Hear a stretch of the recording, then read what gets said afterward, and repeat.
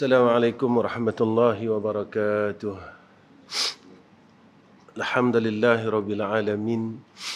Wassalatu wassalamu ala asyrafil anbiya'i wal mursalin wa ala alihi wa sahbihi ajma'in. Rabbi shrah li sadri wa yassir li amri wahlul 'uqdatam min lisani yafqahul qawli. Allahumma lakal hamdu wa ilaikal mustaka wa antal musta'an. Wa la hawla wa la quwwata illa billahil 'aliyyil 'azim. Amma ba'd.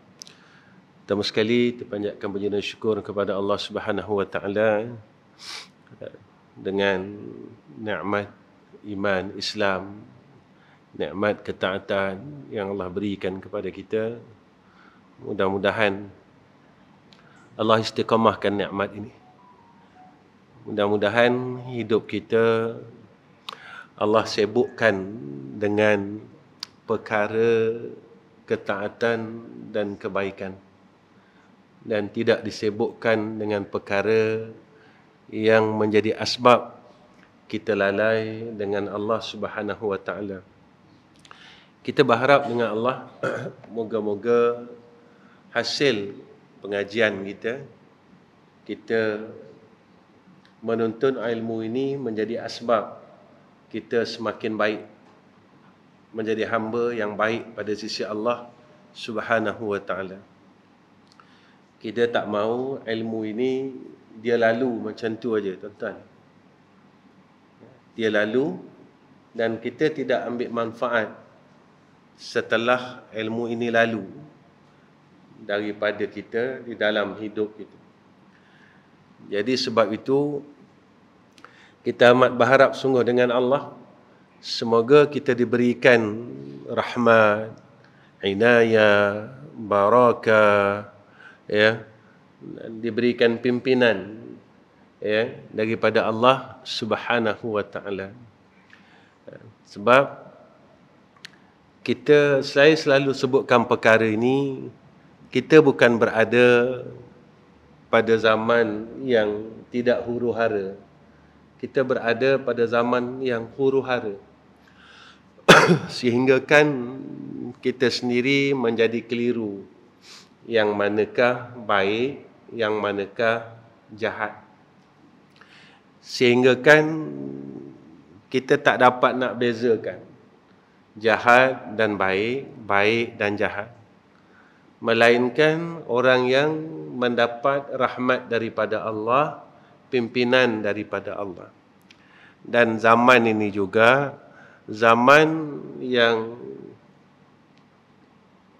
iman manusia ini semakin lemah. Lemahnya itu disebabkan fitnah di sekeliling kita. Fitnah ini duduk di sekeliling kita. Dan penghalang-penghalang untuk kita mendapat kebaikan ini terlalu besar. Penghalang dia. Ada saja tuntutan nafsu, tuntutan dunia, dan halangan daripada makhluk sekeliling, sehingga kan kita tak mampu untuk berubah menjadi insan yang lebih baik pada sisi Allah. Jadi kita amat berharap pimpinan Allah, seperti mana yang kita minta di dalam Al-Quran, dalam Fatihah, ihdinas siratal mustaqim. Kita harap sangat Allah sentiasa pimpin kita. Kita harap, cukup berharap, supaya zahir dan batin kita bersih. Kita jangan menyangka kita telah berada dalam jalan ilmu, kita selamat. Sebab itu saya selalu menceritakan tentang mudarat. Menceritakan tentang mudarat sesuatu perkara. Bila kita rasa kita duduk dalam jalan ilmu, kita dah selamat. Ramai orang yang berada dalam jalan ilmu tak selamat. Ada yang duduk dalam jalan ilmu tapi dia tak sampai kepada natijah. Ini satu masalah lain. Ada orang yang dengan jalan ilmu ni dia menjadi semakin bongkak dengan ilmu dia. Sebab itu ini juga tak selamat. Sepatutnya apabila kita ini semakin berilmu, kita menjadi semakin bertakwa kepada Allah. Orang yang bertakwa kepada Allah adanya sifat takarrub di dalam diri dia. Adanya sifat sentiasa mendhabit bagi amal. Dia sentiasa tengok, aku buat ni berbetulan tak pada kehendak Allah dan Rasul.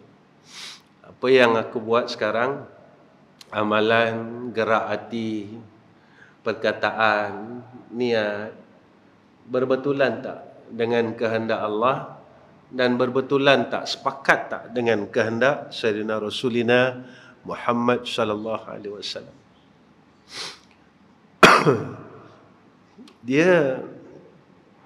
Saya berfikir begini, tuan-tuan.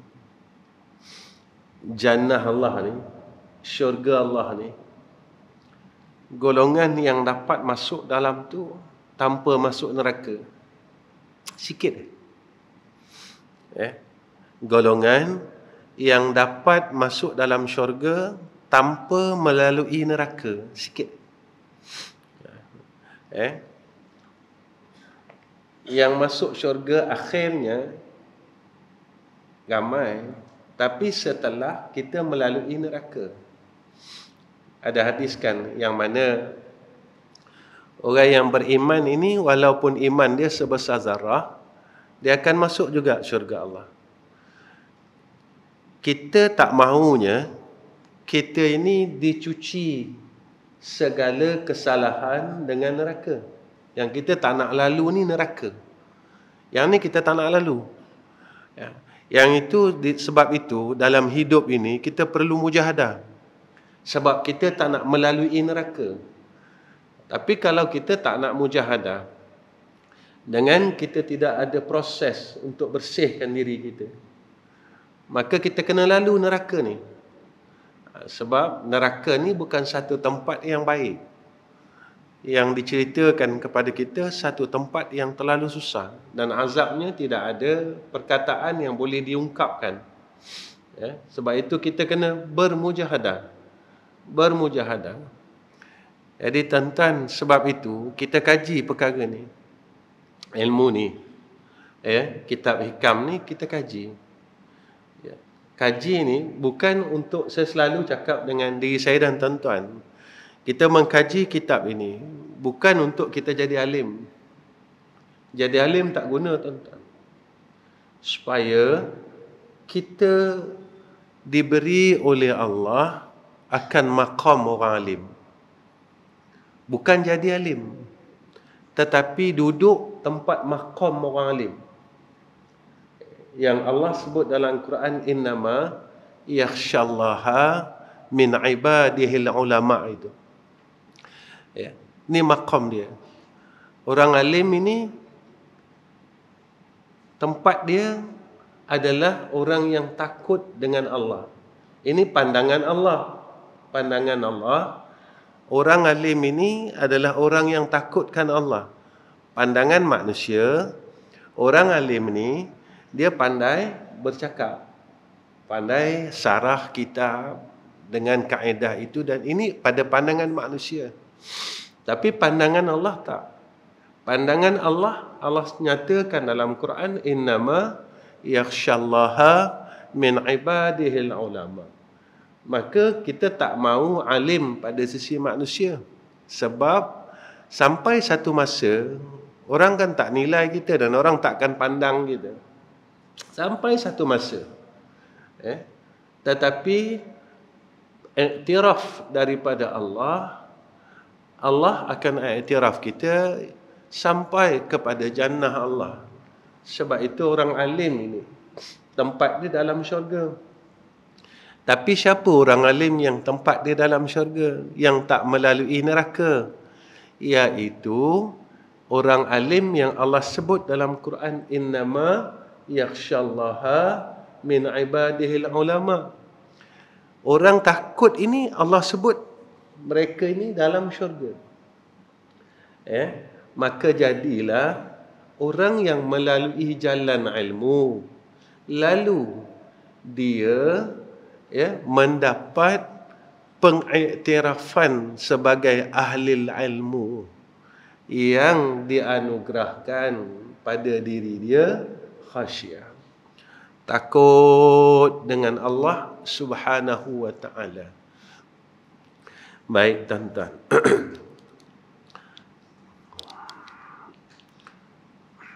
Qala musannif rahimahullahu ta'ala, manusia itu ada 3 keadaan. Pertama, yang suka kepada syahwat. Muka surat 21 ya. Betul ya? Ke atas lagi. Betul lah situ.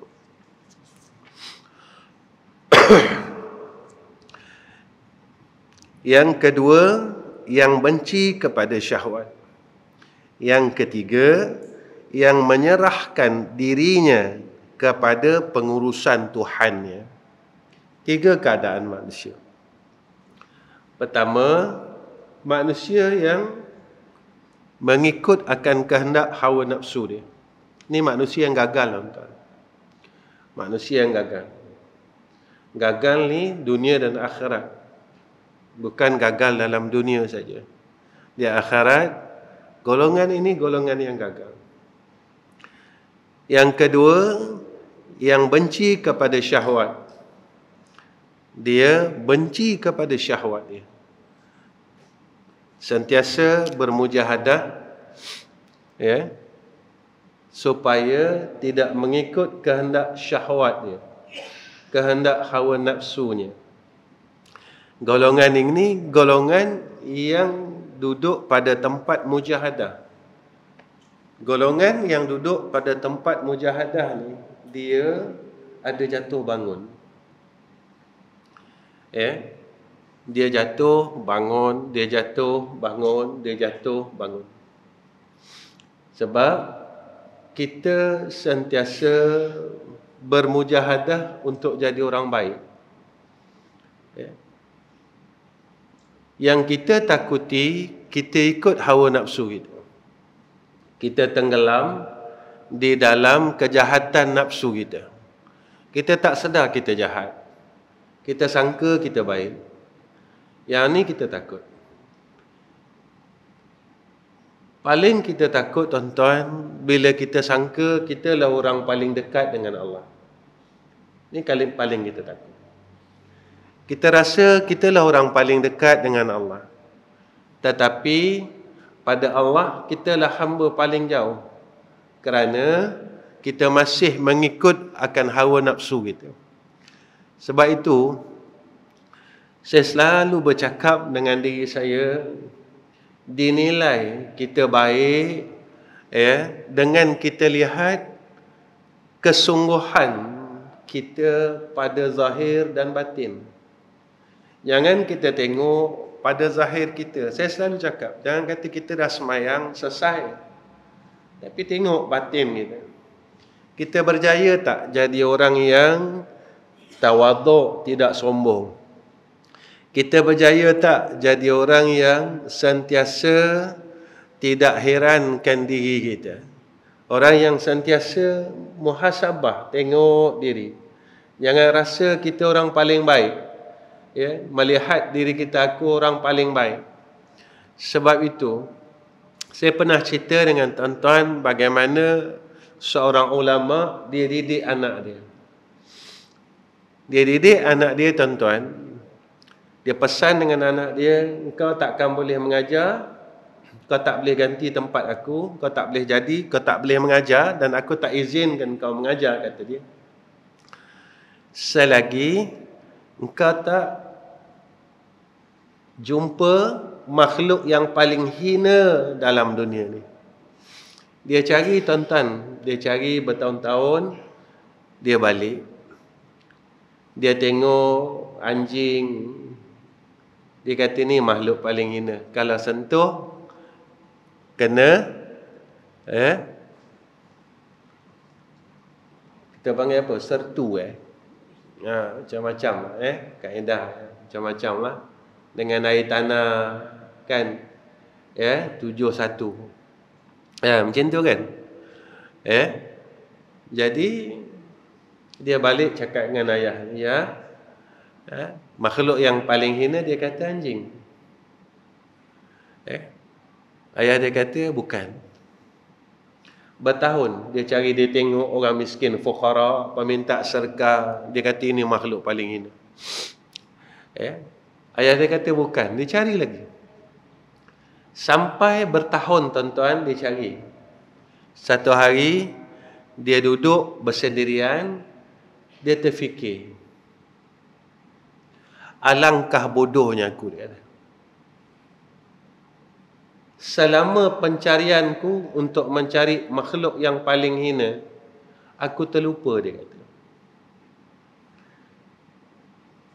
Orang yang menghina akan orang lain, dialah orang yang paling hina pada sisi Allah. Kenapa aku tak boleh melihat akulah makhluk yang paling hina pada sisi Allah? Kerana aku masih lagi tidak boleh merasakan dan melihat akulah hamba yang paling hina pada sisi Allah. Tentu kalau kita rasa kita mulia, kita akan hinakan orang lain. Selagi kita tak boleh menghilangkan kemuliaan diri kita, selagi itulah kita duduk tempat sombong. Jika kita masih merasakan kitalah makhluk yang paling baik, ketika itu kita akan memburukkan orang lain. Sebab itu, pandangan mata hati kita ni tuan-tuan, bila dipenuhi dengan syahwat, sebab itulah kita sayang semua benda selain Allah. Sepatutnya kita sayang makhluk ini kerana Allah. Bukan kita sayang makhluk sehingga kan meninggalkan Khalik, meninggalkan Allah. Kita tak mahu hati kita ni sampai ditutup dengan perkara selain Allah. Sebab itu kita jadi ragu tuan-tuan. Kita jadi tak yakin dengan Allah, tak yakin dengan akhirat, tak yakin dengan agama. Walaupun Allah nyatakan kepada kita perniagaan dengan Allah ini tidak akan sia-sia, tak akan rugi. Berurusan dengan Allah, berniaga dengan Allah, tidak akan rugi selama-lama. Tapi hati yang penuh dengan syahwat, kita tak akan nampak sebab dah kotor sangat. Hati kita dah terlalu kotor dengan syahwat ini. Yang ketiga, iaitu yang menyerahkan dirinya kepada pengurusan Tuhannya.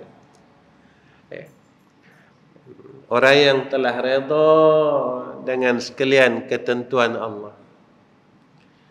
Duduk pada tempat orang yang redha dengan segala ketentuan Allah, inilah tuan-tuan, orang yang di dalam pimpinan Allah. Orang inilah yang mereka nampak, Rabbana ma khalaqta haza batila subhanaka fakina azabannar. Tuhan kami, apa yang telah Engkau ciptakan tak ada satu pun sia-sia. Dia tak ikut dah kehendak nafsu dia.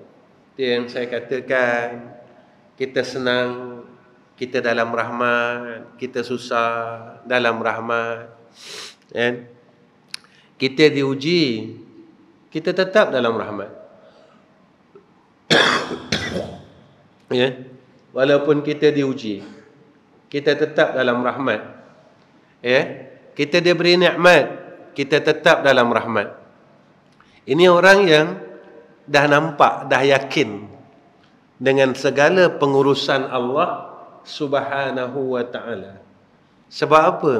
Sebab golongan ini telah diisi di dalam hati dia cahaya khasyah, cahaya ma'rifah, cahaya mahabbah, kasih, mula kenal Allah, mula takut dengan Allah.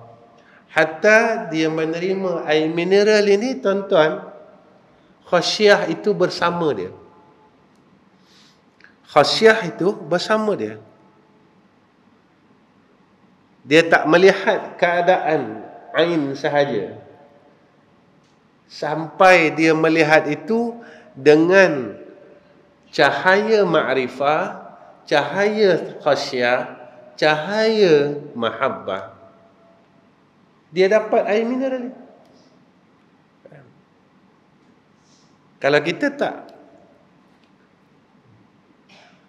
khasyahnya itu, dia tengok, kalau aku ambil ni, ada tak orang lain yang kehausan? Sampai macam tu.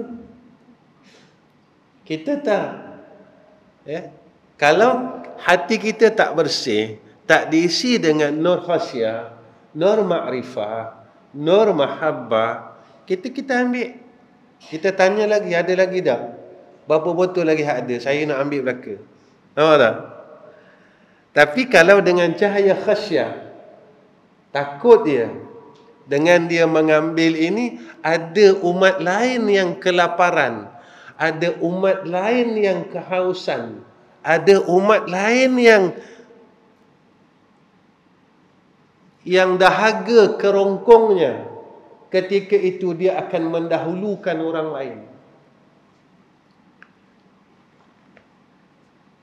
Walaupun perkara ini nampak macam ringan. Ringan, tuan-tuan. Sebab dia percaya. Dia percaya akan anugerah daripada Allah. Allah tidak akan membiarkan hamba-Nya yang ada sifat kasih dan sayang, seperti mana yang Nabi sebut dalam hadis, man la yarham la yurhamu. Siapa yang tidak ada sifat kasih, maka dia tidak berhak mendapat rahmat Allah. Ini tuan-tuan. Tapi sifat ini kita tak ada.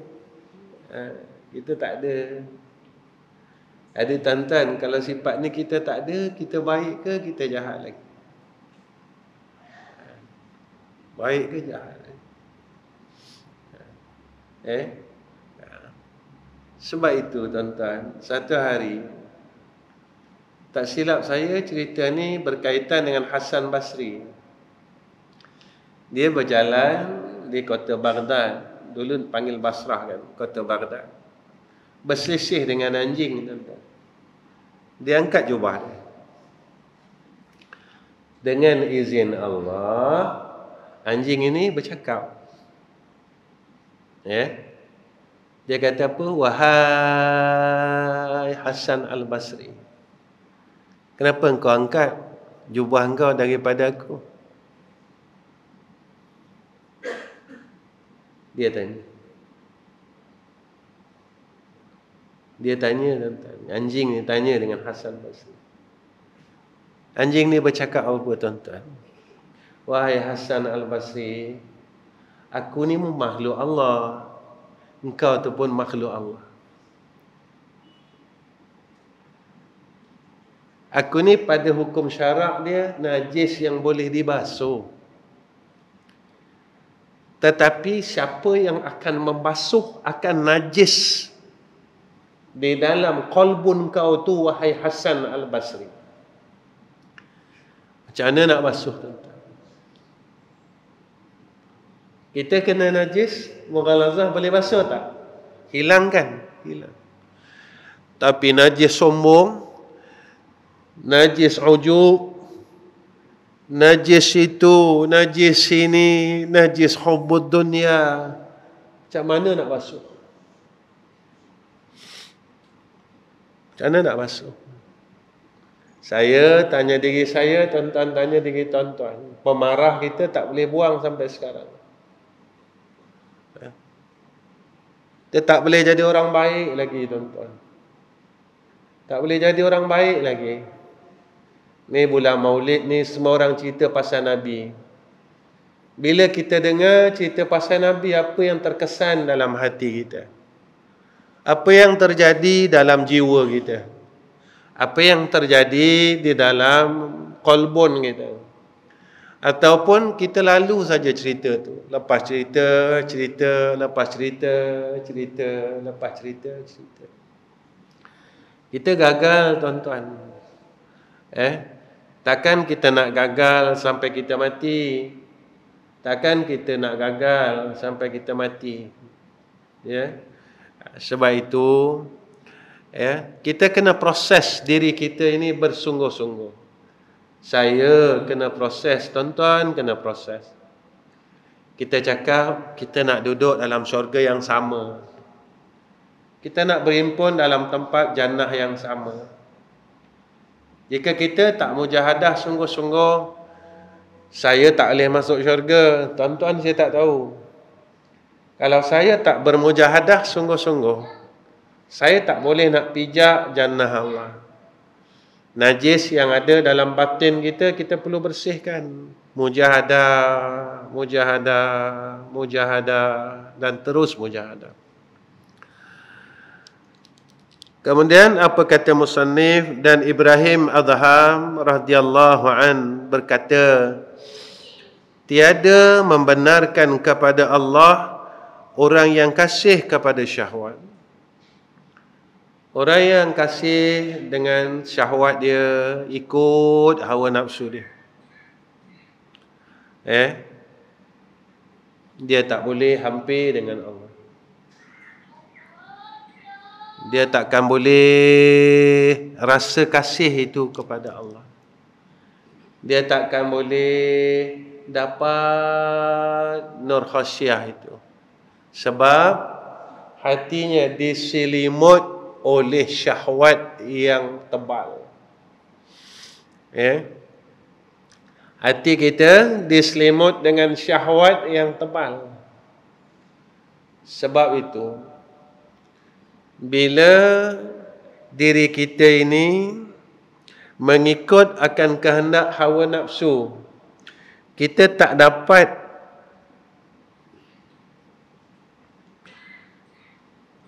menuju ke arah kasih Allah.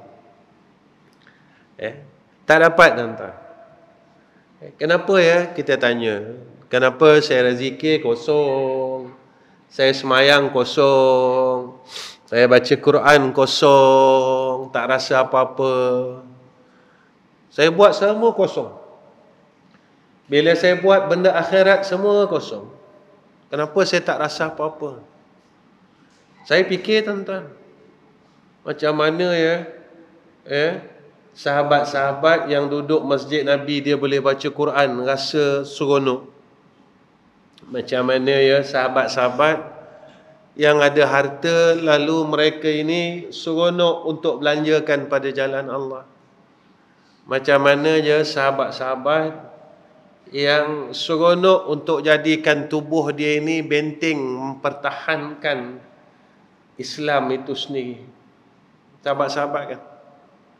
Macam mana pada peperangan Uhud kan, seorang jatuh, bendera Islam itu, tuan-tuan, jatuh. Sahabat seorang tewas, ambil lagi tangan kanan dah putus, pegang tangan kiri, dipotong tangan kiri, pegang dengan gigi-gigi mereka. Macam mana mereka rasa seronok tu? Saya tanya diri saya, dan tuan-tuan tanya diri tuan-tuan, bahagian mana yang kita rasa seronok dalam Islam? Bahagian mana yang kita pernah rasa seronok dalam Islam ini? Yang kita rasa Islam inilah agama aku. Yang kita rasa seronok sangat. Bila, bahagian mana? Itu yang kadang-kadang saya bertanya dengan diri saya sendiri. Sebab itu, tuan-tuan, kita kena bermujahadah menuju ke arah tersebut.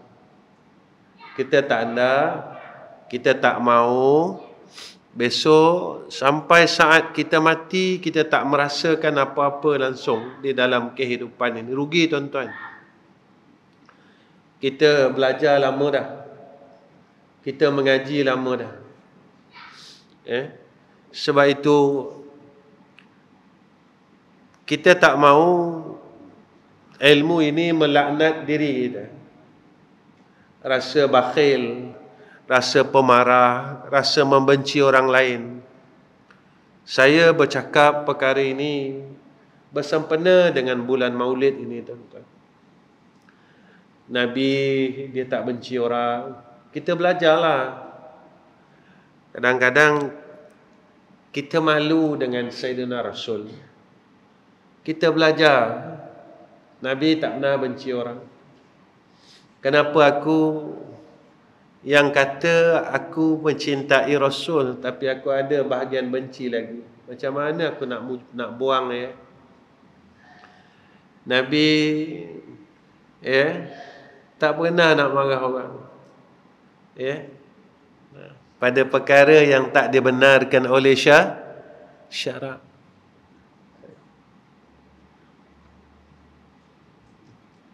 Tuan-tuan, kan ada kisah seorang pendeta Yahudi yang memarahi Nabi. Kan? Seorang Yahudi, kalau tak silap saya lah, seorang Yahudi yang memarahi Nabi. Sebab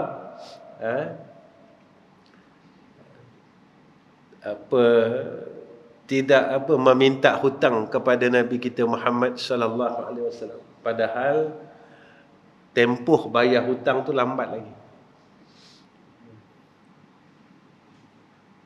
Jadi dia memperolok-olokkan, menghina Nabi bila nak bayar hutang dan sebagainya. Sayyidina Umar dah marah lah. Sayyidina Umar dah pegang kepala pedang.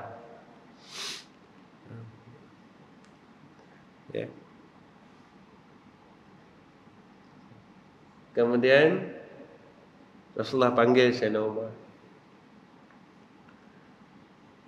Wahai Umar, sepatutnya kau tak boleh marah dia. Sepatutnya kau nasihatkanlah aku, kata Rasulullah.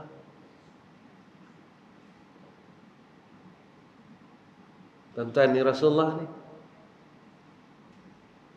Waktu tempoh bayar hutang tak sampai, tapi orang ni minta hutang. Sayyidina Umar marah. Rasulullah panggil Sayyidina Umar. Wahai Umar, kenapa engkau marah? Sepatutnya kau nasihatkanlah aku. Apa kata Rasulullah?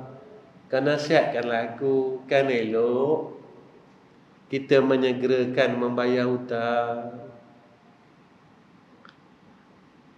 Kan mempercepatkan membayar hutang itu satu kebaikan. Patut kau nasihat aku macam tu. Tuan-tuan, rupanya orang Yahudi ni dia adalah pendeta daripada kalangan Yahudi. Yang nak tengok betul tak yang ni Rasulullah yang disebutkan di dalam kitab-kitab sebelumnya tentang ciri akhlak Nabi itu sendiri.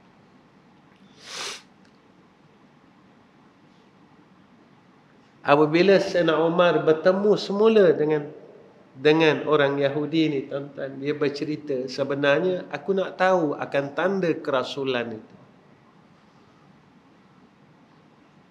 Aku nak uji.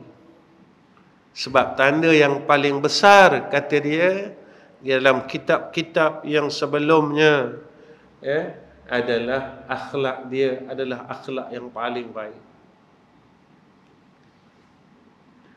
Walaupun aku hina dia depan kamu dan kamu ingin memarahi aku, kata dia, tapi dia boleh nasihat engkau lagi, wahai Umar. Nampak? Tuan-tuan, apa terjadi? Rasulullah bayar hutang tu. Dia arahkan Sayyidina Umar membayar hutang itu kepada Yahudi ini dan dilebihkan. Dia bagi lebih. Apa yang terjadi dengan akhlak ini, tuan-tuan? Maka Yahudi ini terus masuk Islam. Terus mengucap dua kalimah syahadah.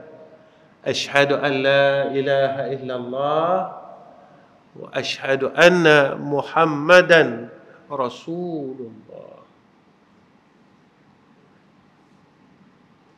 Sebab itu, kita kena tanya diri kita, sejauh mana kita dapat dan telah menjadikan diri kita insan yang baik.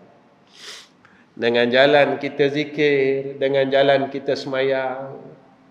Kita semayang bertahun-tahun. Bila kita dapat jadi orang baik? Dengan kita zikir. Tuan-tuan, kalau zikir, selawat kita tak boleh nak meleburkan kejahatan hati kita, apa jadi pada zikir dan selawat itu? Zikir, selawat itu tak mampu lagi meleburkan kejahatan di dalam qalbun kita. Macam mana teruknya jahat ini, tuan-tuan. Jika zikir kita yang kita baca, zikir yang kita baca tak mampu lagi nak meleburkan kejahatan dalam hati kita, betapa teruknya, betapa rosaknya hati kita ini, roh kita ini, sehinggakan zikir yang kita sebut, salawat yang kita sebut bertahun-tahun ini tak mampu meleburkan, menjadikan hati kita hati yang baik. Yang kita takut kat sini je. Tak ada apa, tuan-tuan. Sebab kat sana, saya selalu sebut benda dekat akhirat. Kat sana tak ada siapa boleh tolong. Ya?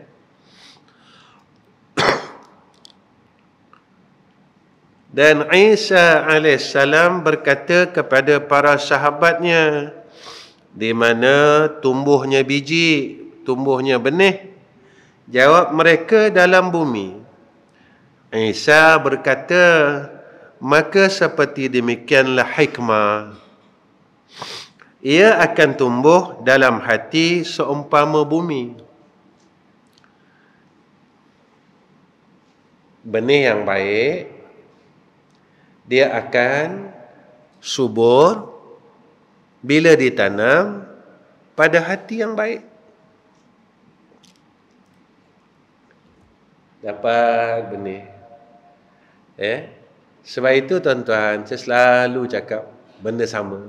Bulan lepas pun saya cakap juga. Saya cakap, kalau kita nak tanam benih, kita beli cangkul, nak cari cangkul, cari benih, kita boleh pergi kat kedai hardware.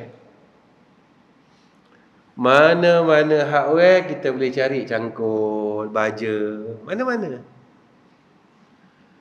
Tapi jarang kita jumpa tokey yang jual baja, Allahu, yang jual benih, dia ajar kita sampai keluar buah.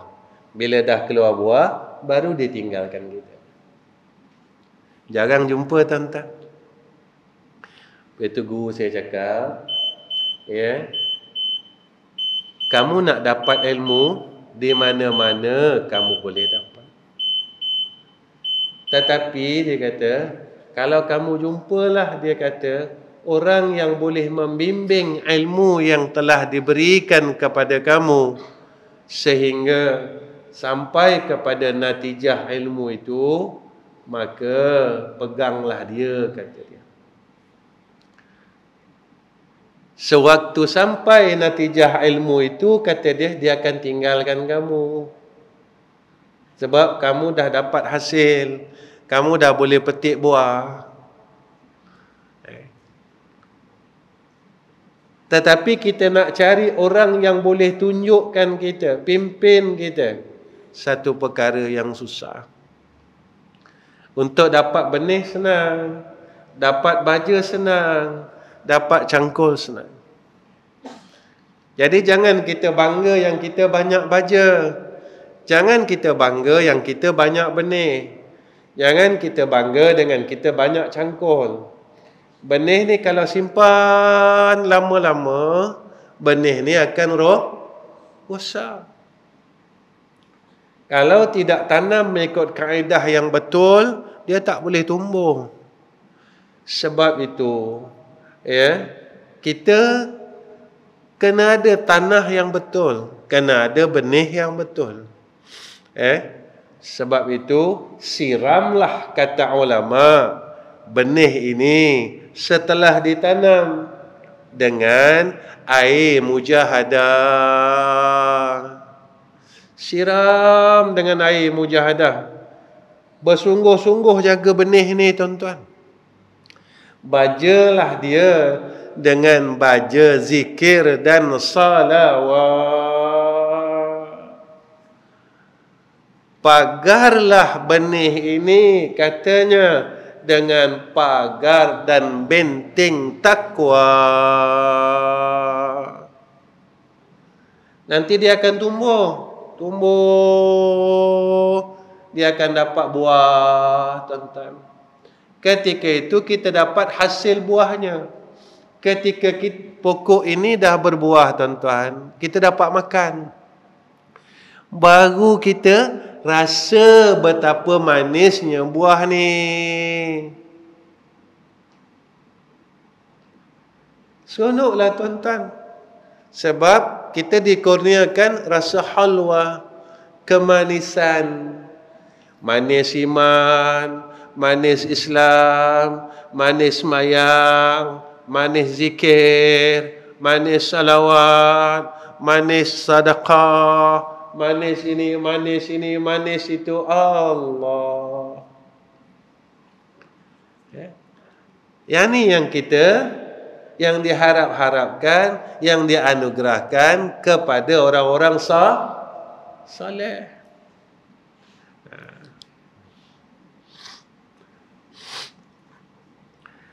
Dan Syekh Abu Abbas Al-Mursi radhiyallahu an berkata, siapa ingin yang zahir, maka ia adalah hamba yang zahir. Siapa ingin yang tersembunyi, maka ia adalah hamba yang tersembunyi. Dan hamba Allah itu bersama atas kedua-duanya itu. Jangan ambil zahir saja, tinggal batin. Jangan ambil batin saja, tinggal zahir. Kerana tanda batin itu pada zahir. Tanda hati yang baik itu pada akhlak yang baik. Roh yang baik, batin yang baik, pada akhlak yang baik, maka terzahir. Tuan-tuan, kalau hati sakit, badan sakit, tuan-tuan.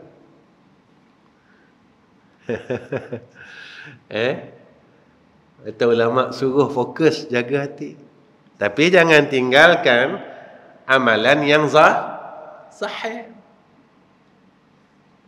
Kerana dia menunjukkan yang batin. Az-zahiru yadullu alal batin. Baik. Allah.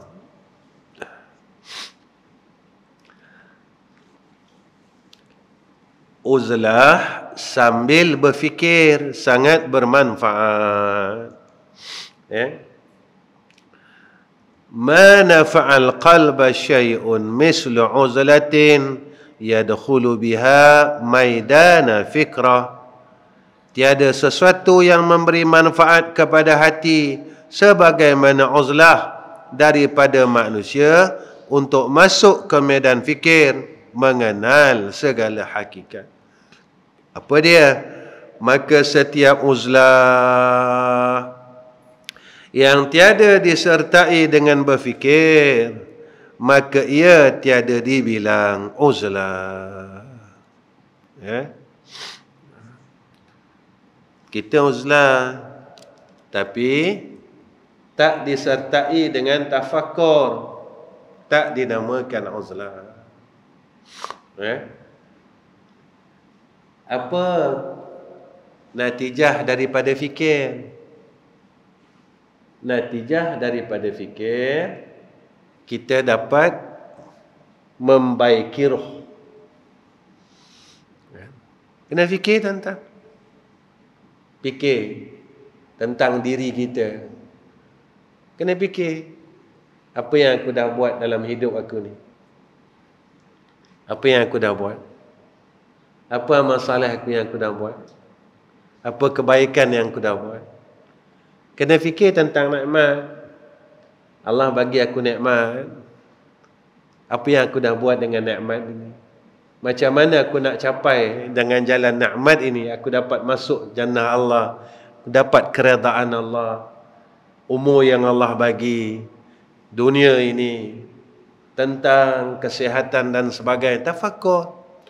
Kerana natijahnya, bila kita tafakur ini tuan-tuan, kita dapat mengenal akan si pemilik segala alam. Malu kita tuan-tuan. Allah bagi kita sihat, tapi kita buat cari duit.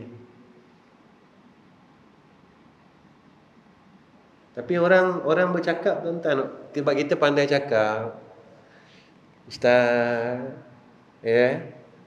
kita cari duit, boleh sedekah. Saya tanya, kita cari dengan kita sedekah mana banyak? Yang kita nak bagi alasan. Kita cari duit yang kita dapat dan duit yang kita lemparkan kembali kepada jalan Allah, berapa peratus? Yang kita bagi alasan macam tu. Allah tahu tuan-tuan isi hati kita. Kita tak boleh tipu Allah. Kita tak boleh tipu Allah. Sebab itu tuan-tuan, sekali Allah tarik nikmat itu, kita macam tak boleh nak bangun. Sekali je Allah tarik. Sebab itu tuan-tuan, kita selalu bagi alasan yang sama.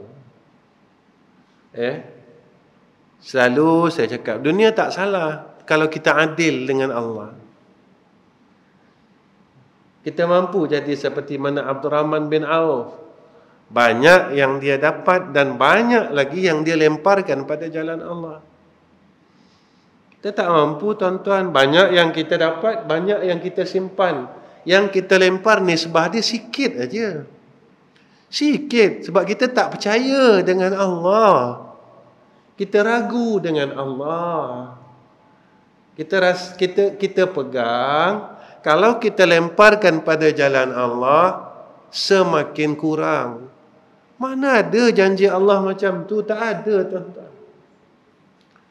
Tak ada langsung. Tengok dalam Quran, ada tak janji Allah macam tu? Tak ada. Tapi kita lebih mempercayai akan fahaman sekularisme daripada fahaman Islam itu sendiri.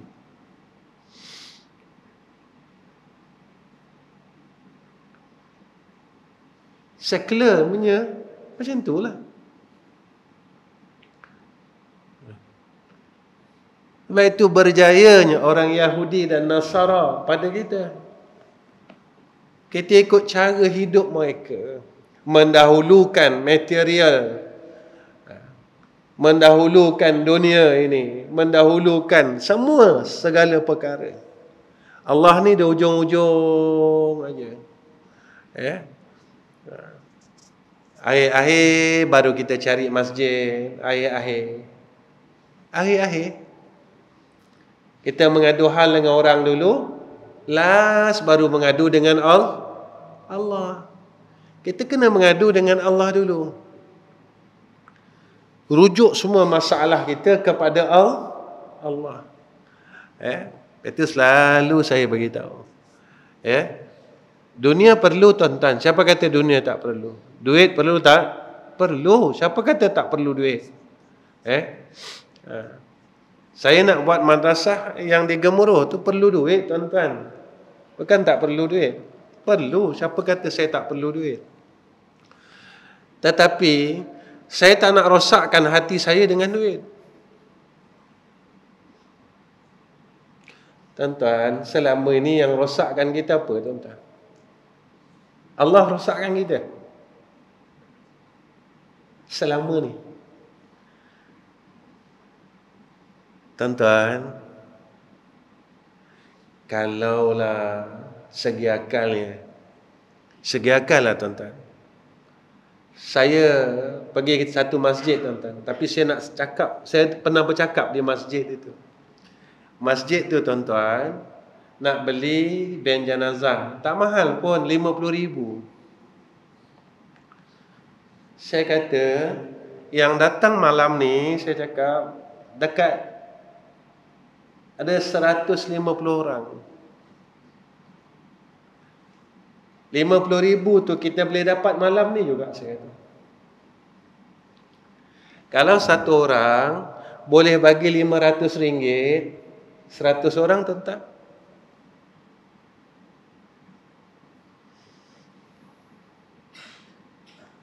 Tuan-tuan, dengan kita menyelesaikan masalah umat Islam 500 ini, selama mana dia hantar Allahu Akbar. Tapi kita takutkan tuan-tuan nak keluarkan 500 tu. Sayangnya.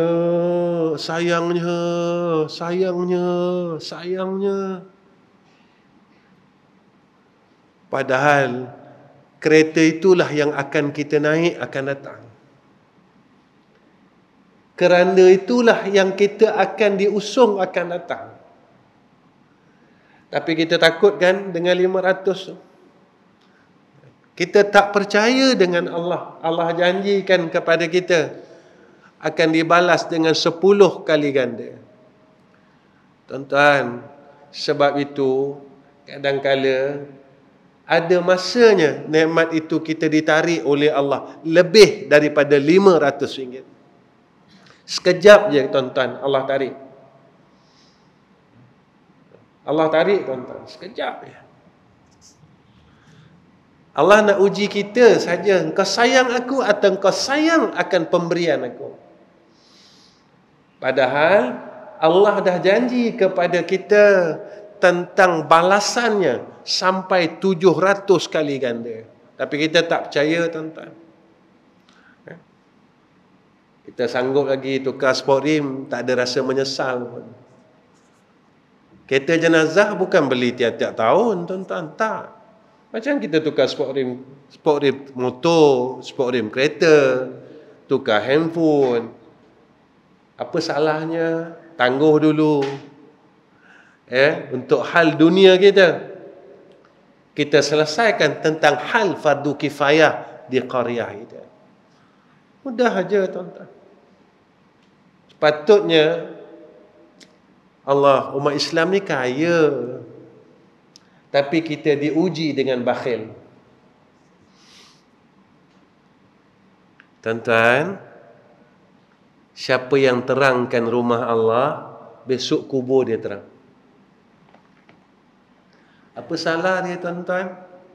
Jika masjid Bangku Pradung ni lah tuan-tuan, saya bagi misal masjid kita lah.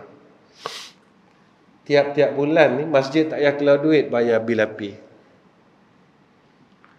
Sebab masing-masing ingin berebut untuk terang kubur dia. Kalau bil api sebulan RM300, kita boleh kumpulkan sebulan 30 orang ahli qaryah ini. Seorang bagi RM10, tuan-tuan, tak ada nilai pada sisi Allah. Dengan dibalas dengan terangnya kubur kita besok, kerana kita telah menerangkan rumah Allah. Tapi tuan-tuan, kita fikir tak sampai situ? Kita fikir tak? Akal kita sampai tak di situ kita berfikir, ya Allah, aku tak mampu, tak kuat baca Quran. Semayang sunat aku tak kuat. Tapi aku ada duit sikit. RM10 ni Aku niatkan untuk bayar bil api masjid ini, ya Allah. Mudah-mudahan kalau aku dapat buat tiap-tiap bulan sehingga akhir hayat aku, mudah-mudahan kalau aku mati besok kubur aku terang, ya Allah.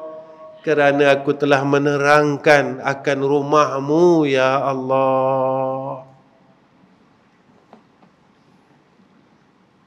Tak mahu ke tuan-tuan kubur kita terang?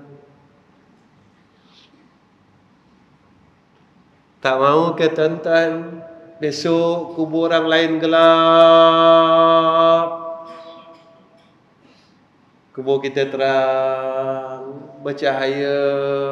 Kita tanya, macam mana ni kubur saya boleh terang, luas macam ni?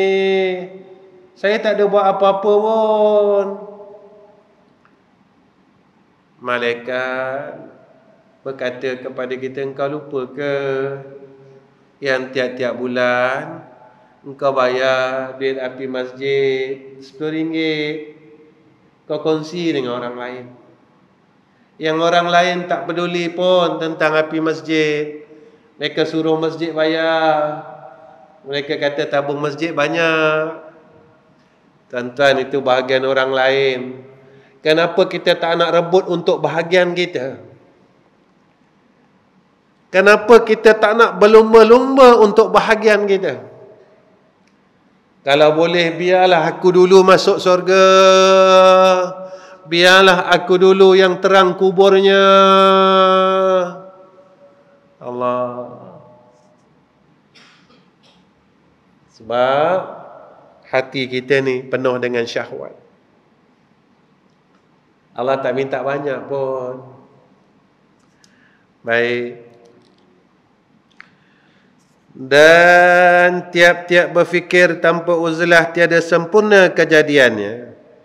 Maka yang bermanfaat itu apabila terdapat kedua-duanya bersama uzlah dan berfikir. Cantumkan sekali. Ya. Jadi insya-Allah kita beruzlah, menyendiri, ya. Tak pula zaman sekarang ni.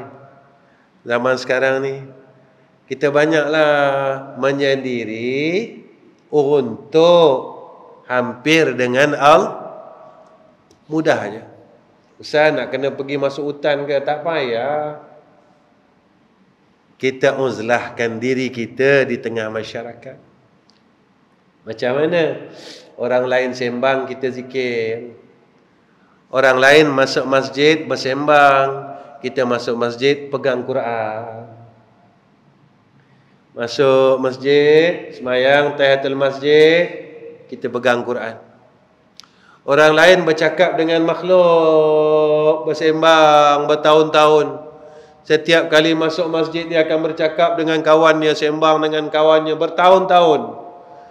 Tapi kita masuk rumah Allah, kita bercakap dengan Allah. Kita terus ambil Quran, kita bercakap dengan Allah. Ya Allah, inilah masa aku beruzlah. Aku menyendiri untuk bersama Engkau, ya Allah. Orang lain bersembang hal-hal dunia. Ya. Hal itu, hal ini. Dia pusing-pusing ya tuan-tuan. Pusing. Tapi kita berfikir, aku tak ada masa lain nak menyendiri dengan Allah. Kita masuk masjid, kita ambil Quran, kita bersembang dengan Allah. Terus kita buka Quran.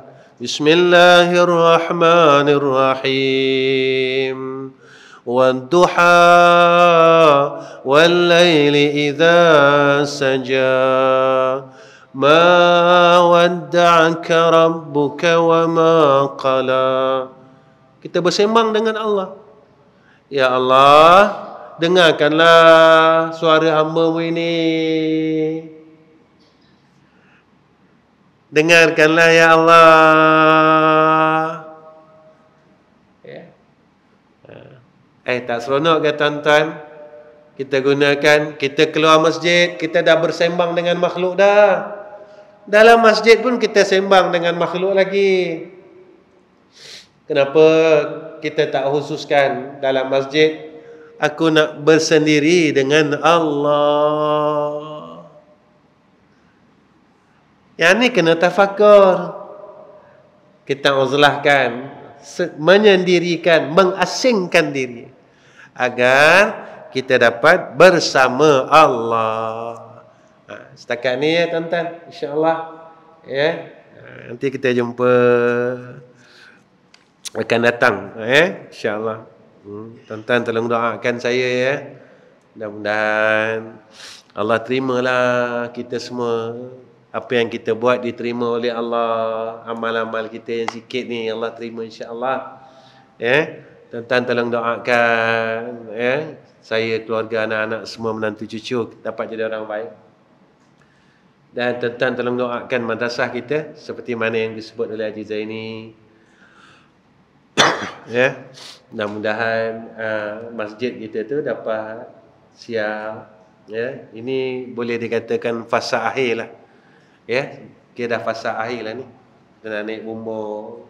Nanti nak pasang apa yang perlu, finishing tu hujung dah 80% dah ni. Kita dah 80 lah ni tuan-tuan. Tolong doakan. Ni nak pasang apa besi bumbung, tolong doakan. Ya, mudah-mudahan Allah mudahkan urusan. Sebenarnya tuan-tuan, saya sendiri pun takut. Takut apa tuan-tuan? Bukan takut pasal duit tak. Walaupun saya tak ada duit, tapi saya tak takut pasal duit. Saya takut tentang amanah ini. Amanah ni yang paling saya takut. Takut tentang amanah yang Allah berikan kepada kita. Takut saya tak boleh buat seperti mana kehendak Allah.